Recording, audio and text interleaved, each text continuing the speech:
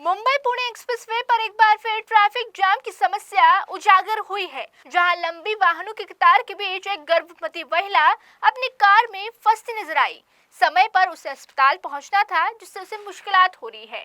यह घटना एक बार फिर ट्रैफिक मैनेजमेंट पर गंभीर सवाल खड़े करती है और इमरजेंसी हालत में ग्रीन कॉरिडोर जैसी व्यवस्था की सख्त जरूरत को उजागर करती है।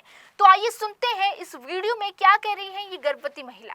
उन्हामुळे सगळ्या गाड्या ओव्हरहीट होऊन एकाच जागी थांबल्या आहेत. आम्ही पण त्यासाठीच बाजूला थांबलो आहोत आणि आम्ही एक्झॅक्ट मिसिंग लिंकच्या अगदी ओपनिंगला आहोत आणि आज इनॉग्रेशन असल्यामुळे मिसिंग लिंकचं इथे खूप ट्रॅफिक झालं आहे आणि मी माझ्या मुलाबरोबर आहे 6 वर्षाच्या आणि मी प्रेग्नेंट पण आहे. तिथे काही वॉशरूमची व्यवस्था नाही आहे, पाण्याची व्यवस्था नाही आहे.